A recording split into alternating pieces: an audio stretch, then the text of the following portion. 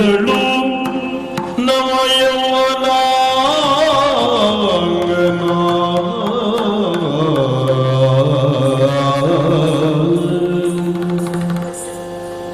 ಮೂಡಿದುದು ಪ್ರೇಮ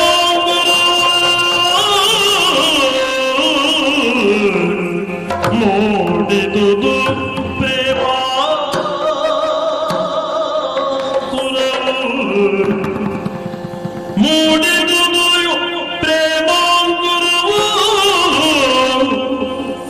ಮನ ಮಾಡಿ ಬೆಸಗುಳಲ್ ಆತ್ಮಗೌರವ ಮುಸುಕಲು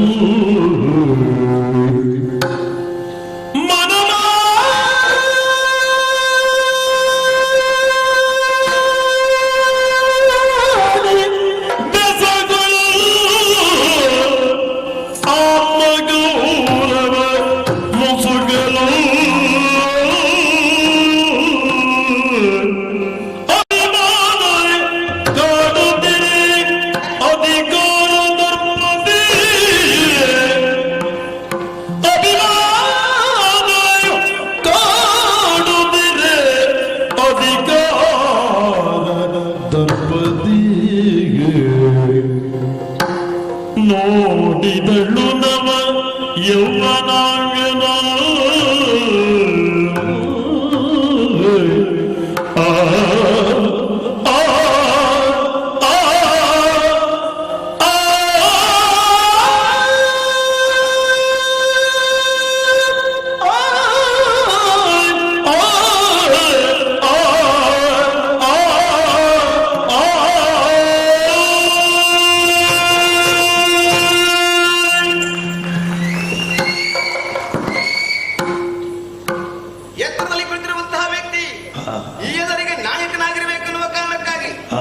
ಹತ್ತಿರಕ್ಕೆ ಹೋಗಿ ಅವನನ್ನು ಮಾತಾಡಿಸಬೇಕು ಅಂತ ಬಂದ ಸ್ವಲ್ಪ ದೂರದಲ್ಲಿರುವಾಗಲೇ ಅವನನ್ನು ನೋಡಿದೆ.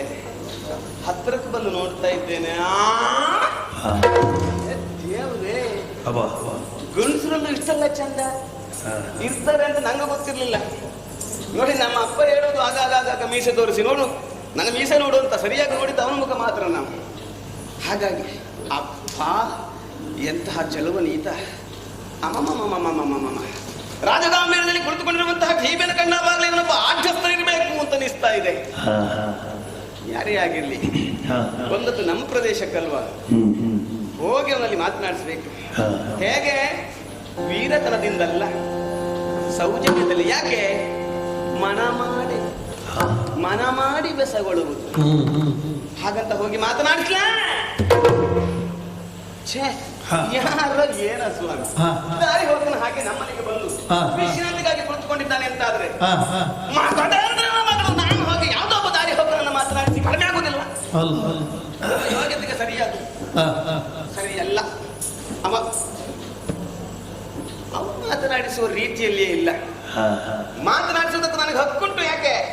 ಬಂದದ್ದು ನಮ್ಮ ಪ್ರದೇಶಕ್ಕಲ್ವಾ, ವಿನೀತ ಭಾವದಲ್ಲಿ ಹೋದ್ರೆ ಹಕ್ಕಿನಲ್ಲಾದ್ರೂ ಮಾತಾಡಿ. ಏನೋ ಯಾಕೆ ಬಂದೆ? ನಮ್ಮ ಪ್ರದೇಶ ಅಲ್ವಾ, ಹಾಗಾಗಿ ಹೋಗಿ ಮಾತನಾಡಿಸೋದು ಮಾತನಾಡಿಸೋದೇ.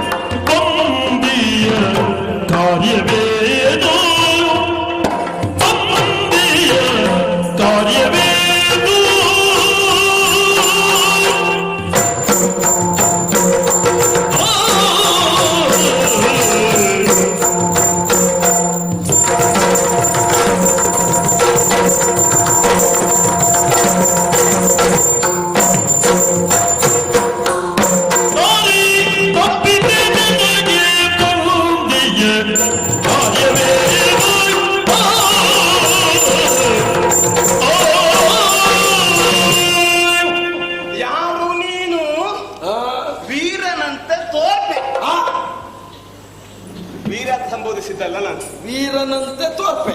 ಹೌದು. ಬಹುಶಃ ಯಾರ ನೀನು ಹ್ಮ್. ಸೌಂದರ್ಯವತಿಯಂತೆ ತೋರ್ಪೆ. ಅದು ಆಮೇಲೆ ಬಿಟ್ಟದ್ದು, ನಮ್ದಲ್ಲಿ ನಿನಗೆ ಬಿಟ್ಟದ್ದು. ಅಲ್ಲಿಂದಲ್ಲಿ ಮಾಡಿ. ಯಾಕೆ? ಯಾಕೆ?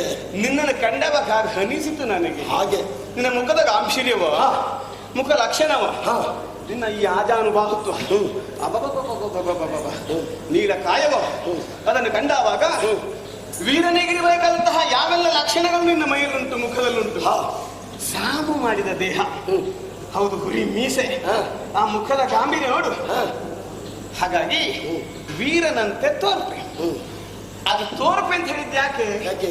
ಅದೇ ಹೌದು ಅಂತಾದ್ರೆ ನಮ್ಮ ಉಪವನ ಪ್ರದೇಶದ ಪಕ್ಕ ಇದು, ಇಲ್ಲಿ ಬಂದು ಸೀಮಿತ ಜನರನ್ನು ಸೇರಿಕೊಂಡು, ಬಹುಶಃ ನಿನ್ನವರೇ ಆಗಿರ್ಬೇಕು ಅವರೆಲ್ಲ. ಯಾಕಂದ್ರೆ ನಿನ್ನ ಅಡಿಯಾಳುಗಳಂತೆ ನಿನ್ನ ಮುಖದಿಂದ ಯಾವ ಮಾತು ಬರ್ತದೆ ಅಂತ ನಿರೀಕ್ಷಿಸುವವರು ಹಾಗೆ ಕುಳಿತಿದ್ದಾರೆ. ಅವರಿಗೆಲ್ಲ ನೀ ನಾಯಕ ಹೌದು ಅಂತಾದ್ರೆ ಯಾರು ನೀನು, ಎಲ್ಲಿಂದ ಬಂದವನು, ಏನು ನಿನ್ನ ಉದ್ದೇಶ ಹೇಳಬಹುದಾ?